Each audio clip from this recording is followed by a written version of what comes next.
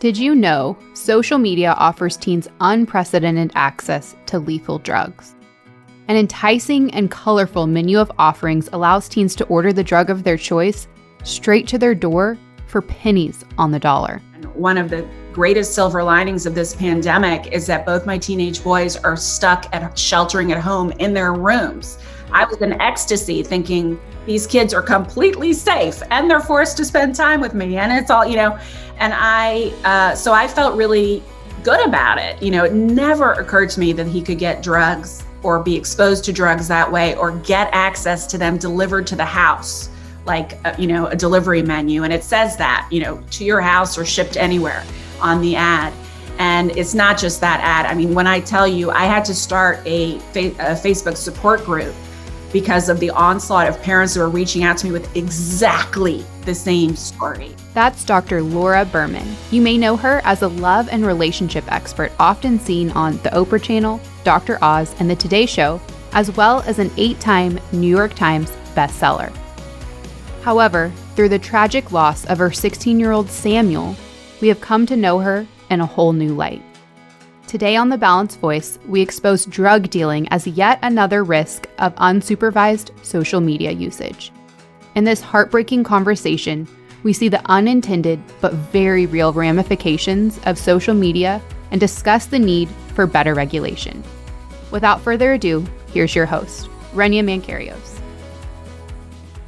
Welcome to this very special episode of the Balanced Voice podcast. We are so thrilled to be joined by Dr. Laura Berman. Dr. Berman, thank you so much for being with us today.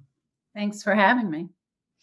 For those of you who know Dr. Berman, she's been in your homes through TV. She has 8 New York Times bestselling books. She's affiliated with OWN, with the Today Show, with Dr. Oz. She has her own TV shows and is internationally known for her work on love and relationships, sex, and more. But a few weeks ago, we've come to realize and come to know her in a very different way. Her son, Samuel, lost his life on Super Bowl Sunday after ordering a pill off of Snapchat, a phenomenon that's taking place across this country. And she's been so thoughtful and selfless in sharing her story in the hopes that this would never happen to another child. Dr. Berman, can you bring us back to that day and tell us what happened? Yeah, and I should say that, toxicology reports are not back yet, so we can't definitively say what he took. But the reason that we believe and have been told by the police that it is fentanyl is that, unfortunately, I've learned more about fentanyl than I ever wanted to know, but there is a specific, to be graphic, fentanyl death pose in which we found Sammy, and the police found him and the paramedics found him. And so because of that and the way he died, they know that fentanyl was most likely involved.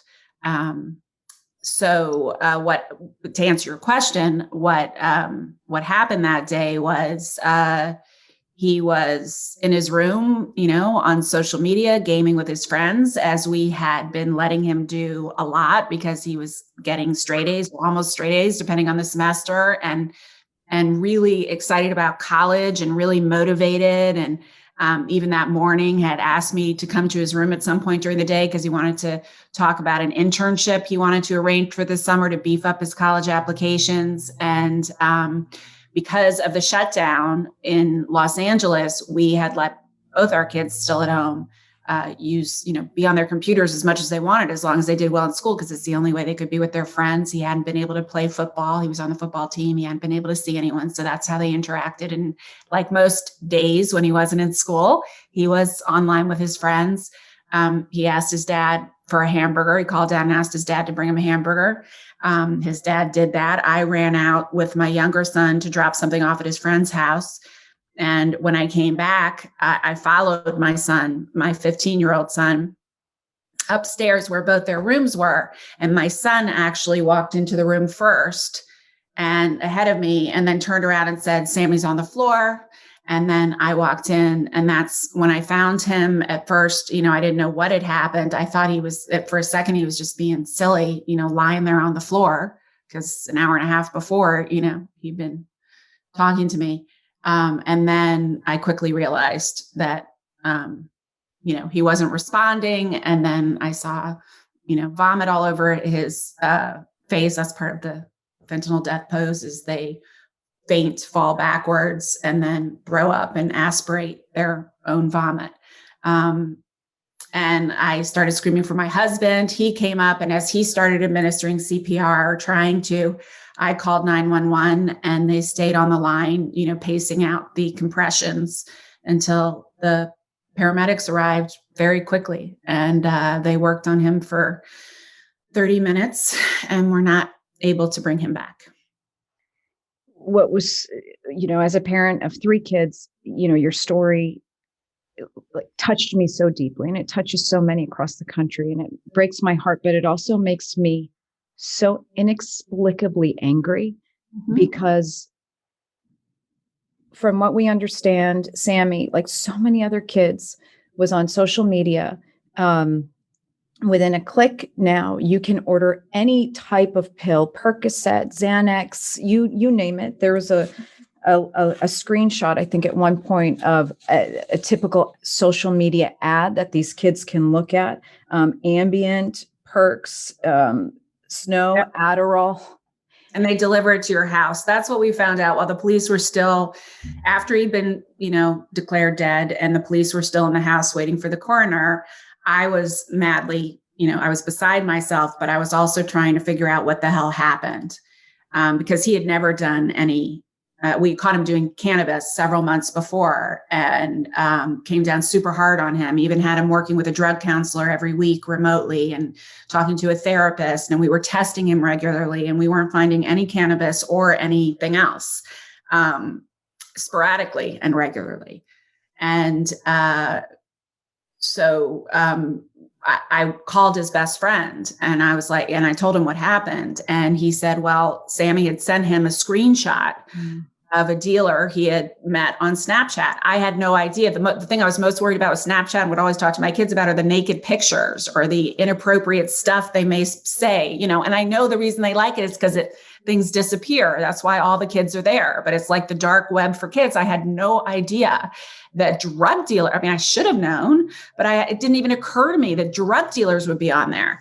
And so he sends me the screenshot that our son had sent him, which was, I think, the menu you're referring to, a very colorful, kid-friendly ad where they deliver it to your door. And it had the guy's Snapchat and Twitter handle on it, the drug dealer's Snapchat and Twitter handle. So I immediately ran to the police. I got his friend to send me the screenshot, ran to the police upstairs, still in the hallway outside my son's room, and was like, here, now we can get the guy. Like, here's all of his information. And they looked at me and they're like, we're really sorry. Don't get your hopes up, because we don't even bother calling social media, because all they'll do is take down the profile, and then as soon as they do that, that person just pops up with a brand new screen name and keeps going. And it makes it even harder for us to find him. And they won't give us any identifying information on these people. They cite privacy laws and freedom of speech for doing that. And they're held, they're not held responsible for any of these. So they have no motivation to help the police. And so that's when I really flipped out. And because I was not only just beside myself. I had bruises for weeks all over my body. I don't even know what I was doing. I think I was just throwing myself around the floor and keening and screaming. But when I found that out, I not only felt completely grief-stricken, but full of helplessness and rage. I was just like, there's no freaking way that this is happening and isn't being stopped. Yeah. And that's when I don't even remember writing that post or finding the picture. I just did it thinking people in my little online community, at least a kid might be saved. And it just took on a life of its own, since then, which I'm overwhelmed by, but also grateful for, because I keep hearing from parent after parent that in many cases that their kid was actually saved by Sammy's story. Well, you've let people into the very raw and very real grieving process that you're going through. And I think that's rare to see, because a lot of parents, you can't deal with this type of grief and you shut down, but you've actually allowed us into this journey that you're on. And I encourage people to go to your Instagram page and follow you and learn as you go through this. This balanced conversation is made possible by Brigitte and Bashar Kalai, Hallie Vanderheider, Sippy and AJ Karana, and Deepwater Productions. If you're interested in furthering our mission of facilitating balanced conversations, offering real solutions, contact us at thebalancedvoicepodcast.com. Here's where we are. Stories like yours have power to move the needle. Stories like yours draw so much attention and eyeballs. And so we're urging, communities to come together. One, to recognize that this happens. It's the Uberization of drugs at this very moment. Any kid in any city, and we talk to people all the time that say, oh, it's so heartbreaking, but my kid, straight A student, no, my kid is on the varsity team, my kid doesn't touch these things, no, my kid's actually home, we're super strict, and people don't understand that none of that has anything to do with this issue, because any child can simply go on Snapchat, right, or any social media platform at this very moment, click on a post and get a whole host of counterfeit pills. What did Sammy pay? 15 cents? Is that true? Something like that. I mean, we'll find out exactly what he got when the toxicology reports come back. But here's what is happening. And you're absolutely right. I had just said to a girlfriend, one of the greatest silver linings of this pandemic is that both my teenage boys are stuck at sheltering at home in their rooms. Yes. I was in ecstasy thinking these kids are completely safe and they're forced to spend time with me. And it's all, and so I felt really good about it. It never occurred to me that he could get drugs or be exposed to drugs that way or get access to them delivered to the house, like, a delivery menu. And it says that, to your house or shipped anywhere on the ad. And it's not just that ad. I mean, when I tell you, I had to start a Facebook support group because of the onslaught of parents who are reaching out to me with exactly the same story, like change Sammy's name, change the city, great kid, going to college, newly launched. Here's the thing, I don't know another adult, I'm sure there are some, that didn't do a couple of stupid things and experiment with a couple of stupid things when they were young. And you kind of expect that you do your best to push against it and to protect against it, but you kind of expect that. I certainly didn't, and add to that boredom, adolescent sense of infallibility and immortality, nothing could ever happen to them, isolated from their friends, too much energy. And of course, they're going to do stupid things like try to experiment, especially when a dealer reaches out to them with a colorful menu of inexpensive drugs. The problem is, and this blew my mind, not only that they could access drugs this way and have them delivered to your house while you're sleeping, they'll sneak outside and meet the dealer, or when they go for their little walk or bike ride around the neighborhood. But in addition, the dealers are putting this synthetic opioid that is 100 times more powerful than morphine and twice as addictive as heroin into the drugs, and with no rhyme or reason. They're putting into everything because A, it's unbelievably cheap. B, it makes you a heroin, like a heroin addict times 2. So it makes you a phenomenal client. They are targeting kids, especially private school kids or kids in neighborhoods that they think the parents might be able to, sponsor the addiction, so to speak, as the kid starts to become more and more addicted. And that's what would have happened to Sammy if he had lived. He would have been a hardcore addict and fought that for the rest of his life. Or C, it kills you. Yeah. Because it only takes a few little seeds, teeny tiny seeds of fentanyl, which is like I put something on Instagram showing a picture of a penny next to how much fentanyl it takes to kill you. And it's like minuscule compared to a penny. 2 grains of salt, they said. 2 grains of salt. 2 grains of salt that can kill you. And the dealers don't care if they kill you. If they don't kill you, they'll make a great customer out of you. And it's coming in through China. This is what the DEA has told us, and the police have told us, that the synthetic opioids go into Mexico from China. This is how it's coming into our country primarily, because it can't come directly into our country anymore. And then they work with the cartel, who has laboratories down there that make counterfeit pills or real drugs laced with fentanyl, or counterfeit ones that are complete fentanyl. And then they send it through California and the entire United States. And that is that's how, so not only are kids experimenting, but they're experimenting with things that if it doesn't kill them, will make them like a heroin addict times two.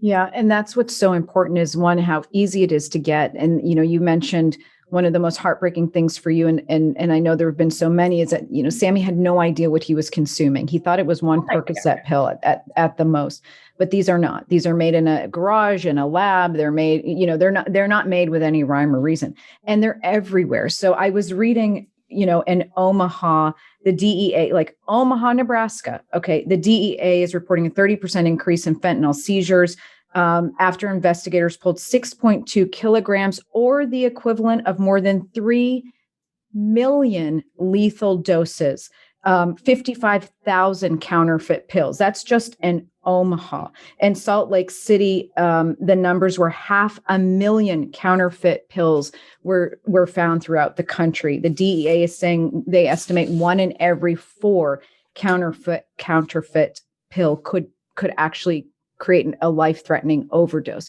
So this is everywhere. And every kid who just simply has a phone has access. It could be a pill, they're putting it in marijuana, they're putting it in cocaine, like whatever the kid takes, they'll give you a little vial of Coke if you want to experiment with that for $5 or whatever, and it's either pure fentanyl or laced with fentanyl. And so kids who are stupid and bored and have too much energy and want to show off for their friends or want to experiment with something, are doing this and dying. I mean, it is taking our children out. So my question for you, one of my biggest questions for you is, we work with parents all the time, and they will literally say, this is heartbreaking, but this is not going to happen in my family. And as you even said, and I watched your exchange with Tamron Hall on this very point, you think the most difficult thing they're going to see is pornography, a naked image, cyberbullying. You never think that it's going to come to this. But when organizations like ours will talk about it, you almost see this disconnect with parents. Like, I hear you. I would have thought the same thing. Well, how do we break through that, Dr. Berman? And now I'm asking you as a clinician, is there something like psychologically we can't go there? We can't understand that this risk is real? I think we think people who do drugs, or I think we as parents think we have a lot more control than we do, first of all. I think that we think that the people who die, it's not even an overdose. It's actually murder through poisoning. I don't even want to call it an accidental overdose, because he sure right. didn't know what he was taking. He was poisoned and murdered, as are the 10,000 other kids of the parents that are currently on our support group. There are 10,000 parents there telling their stories. If you are a parent and you're wondering whether this can happen to your kid, go on that support group, Parents for Safer Children, and look at the beautiful faces of all of these children that look just like yours. Of course, people who are active addicts and struggling with addiction are as much or more risk as our children are, but they know what's out there. They know about fentanyl. Some of them are even taking it intentionally, and their systems are used to opioids and synthetic opioids, so they're not dying as easily. But a child who has never taken anything before, or is thinking about experimenting, or wants to experiment, and every kid, it seems, think about yourself as a kid and the other kids you knew, right? Don't think that you are exempt from this. And kids, they're not addicted. They don't want to become addicted. They have, like Sammy, they have huge dreams and plans. And, he would tell me, we would talk about drugs all the time. And he knew we had addiction in our family, and he knew he was at risk. And he was taking something that he thought, if I do this once, I'm bored, it's Super Bowl Sunday, my parents won't let me go out, here's a cool menu. Yeah, I'm going to try it. Why not? And he thought he was possibly taking just a Percocet. I don't know what he thought. He was Percocet, Xanax, whatever it was. I don't know what he took yet but he thought he was taking something for fun. Yeah.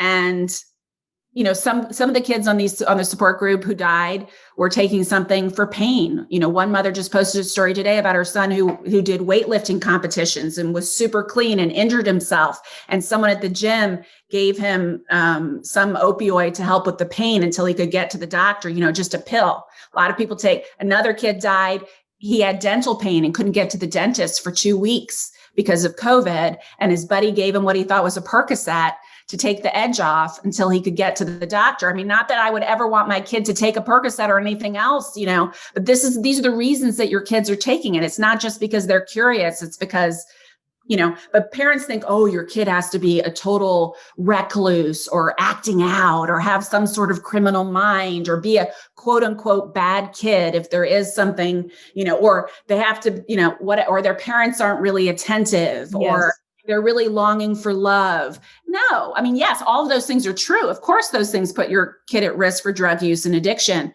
but that's not what's happening. It's innocent, stupid experimentation that is now lethal, if not turning them into a hardcore addict for the rest of their lives. They'll be fighting it. Online victimization takes many forms, which is why cyber safety remains one of our top priorities. Visit crime-stoppers.org/cyber-safety to read blog posts, access resource guides, and request a parent or student cyber safety presentation today. I'm curious what you think of this study on statista.com. It was published earlier this year. It says as of March 20, it was published in January 2021, but it says as of March 2020, a survey on parenting in the United States revealed that 70% of parents were very confident regarding their awareness of the types of things their children posted on social media. 67% say they were very confident in knowing what their child watched on television, video games, and as well as social media. Do you think that that's true? Like, do parents really know what their kids are doing online? I have no idea, especially, and especially if they're on Snapchat, because Snapchat is designed. That's why the kids love it, because everything you post disappears unless someone takes a screenshot of it, which is one of the risks, right? Because if you post something you think is going to disappear and someone takes a screenshot, it hasn't disappeared. But that's why it's so attractive to them.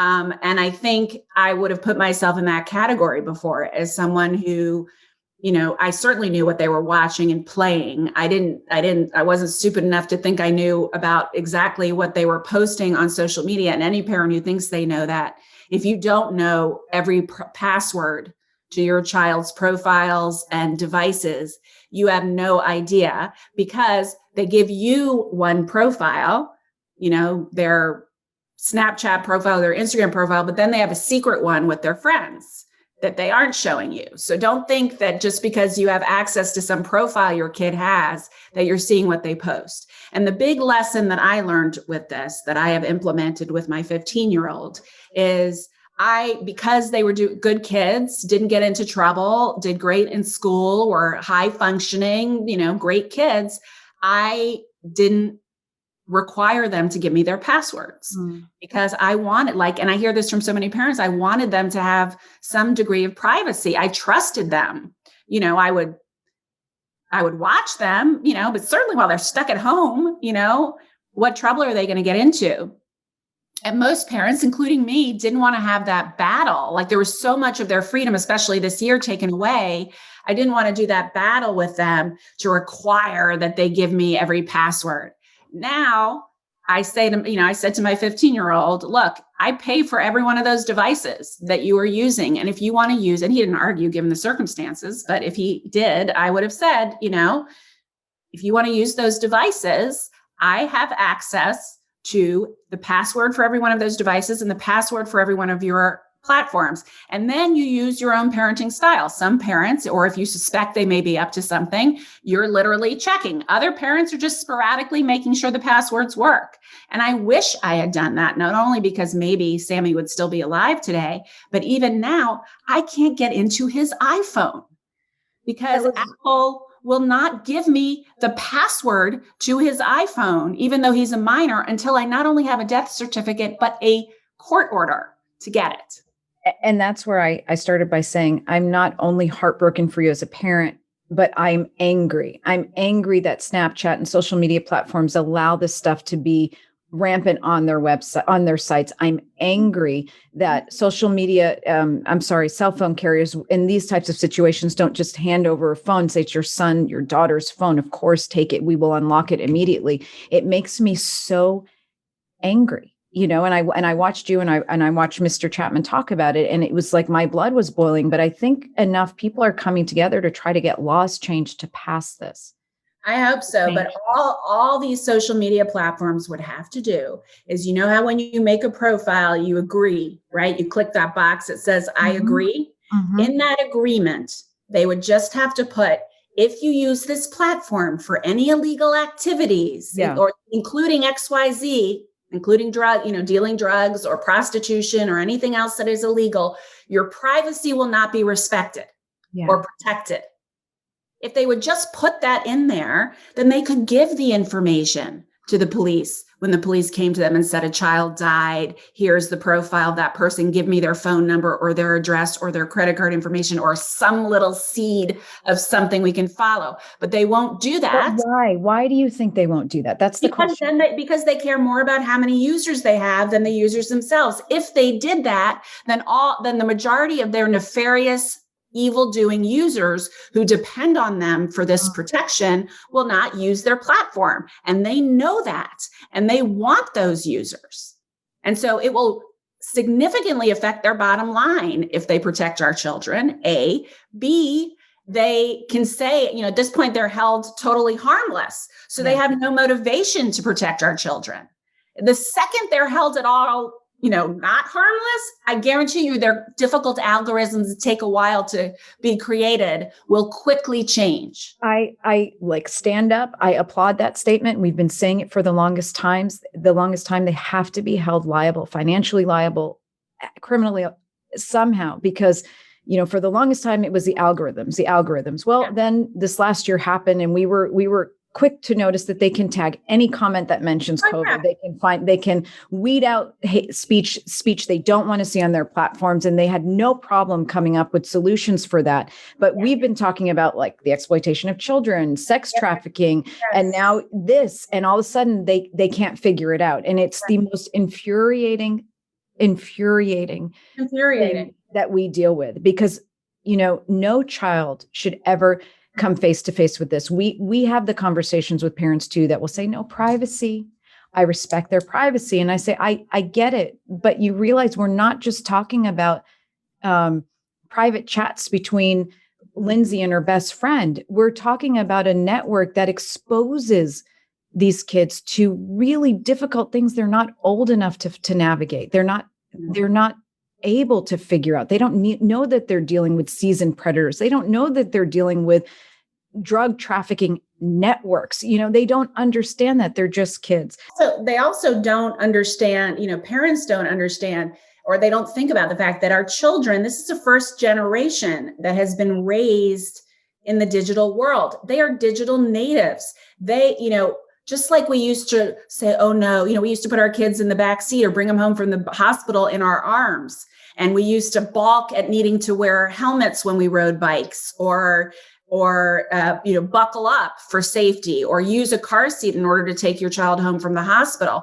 And now no one would question that. Yeah. This is the first generation that is living in this dangerous time. And we as parents need to create. And if all of us came together and required the same thing, I guarantee you our kids would be using social media for connection and good, and not for getting into trouble. I guarantee you my son, now that he knows I have all of his passwords, is behaving, even though he wasn't doing anything dangerous beforehand, he's thinking about that with everything he says. And every conversation he has, he knows mom and dad could potentially see it. There was an article on fatherly.com that said the big reason why parents should never cyber snoop or monitor their kids online. And it went on to talk about that, the social media world really isn't inherently that dangerous, and they need to have their privacy. You and I seem to be on the same page with this, but what is the hardest, the most aggressive message you could give to parents right now who are watching, who need to digest what we're talking about? I mean, look at my son's story. Look at who this kid is. Look at the article that was written in his school paper about what an amazing, caring, brilliant, sometimes, could teach his classes better than the teachers could, was always helping kids, who were down, was, had his entire future ahead of him. And was an amazing, well-behaved, respectful, productive member of society, who could do anything and was such a good kid and did something stupid. And all of our kids, and when I talk now to my kid or his friends or other kids, or the parents are talking to their kids about this, just sit down and talk to your kids about what they are seeing. You will be shocked. I guarantee you your kid has seen drug dealers ads. I guarantee you. That doesn't mean they've responded to those ads, but they've seen them. So do you really want your kid to have privacy in an environment where they are being exposed to rapists, sex traders, drug dealers who are there specifically for your children? Snapchat is a children's platform. That's what, and those people are going there to prey on your children. Would you let your child walk through a drug selling neighborhood in the dark by themselves?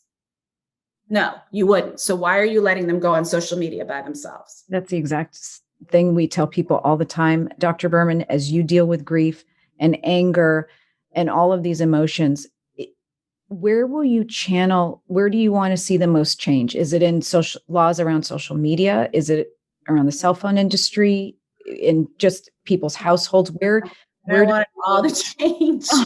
I want it all to change. I don't know. I'm just taking it one step at a time. I'm talking to a lot of lawmakers, a lot of congressmen, a lot of senators.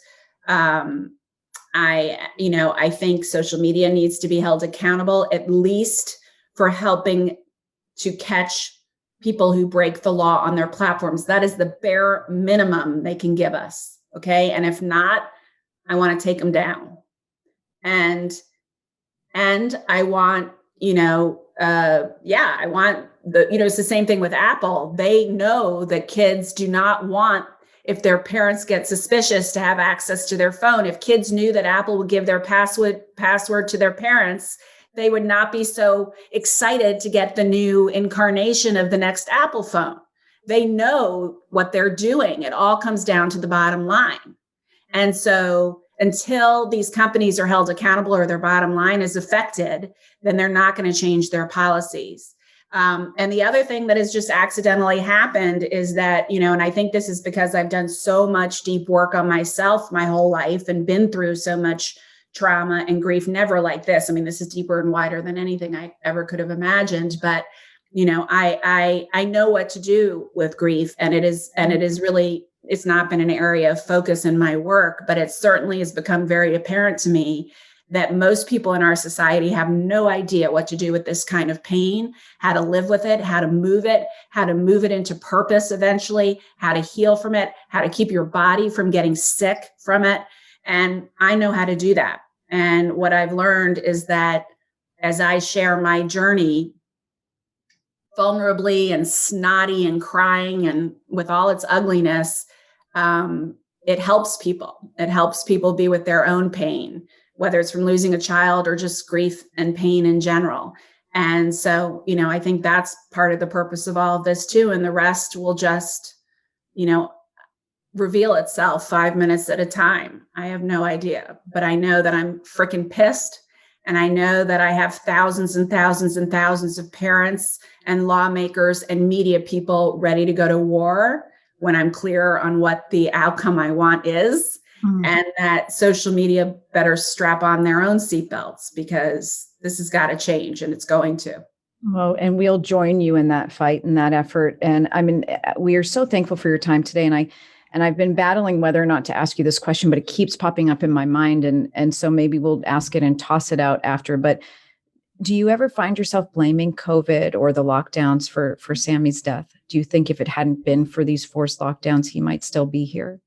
He might. I don't know. I mean, I've been through all the what ifs. I've blamed myself. I've thought of every minute of his entire life and something I might have, not only on that day, but, when he was 3 years old, when he was, that's what any parent would do, right? First, you blame yourself, and then you blame social media, and then you blame, the drug dealer. And, we're all to blame. But the bottom line is this was a tragedy that could have been avoided. Mm-hmm. And it is senseless and such a loss. It's such a loss to the world that this child couldn't grow up and make the contributions to the world that he was going to make. And every child that is lost is a tragedy, and it shouldn't be happening. And it is happening in numbers I can't even wrap my head around. Not just my son, but so many children. I mean, it is astounding, and it is taking us down from the inside out. Dr. Laura Berman, your story is one that continues to touch us. Again, we're an organization that has been talking about these issues, really sounding the alarm on the role of social media and the negligence that it's creating in all of our homes. And if we can help you in any way, we will do that with our full support. We'll continue to watch what you're doing. We thank you so much for your time today. Thank you. Thanks for having me. Of course. Thank you. And we'll be back next week, guys. Thank you so much.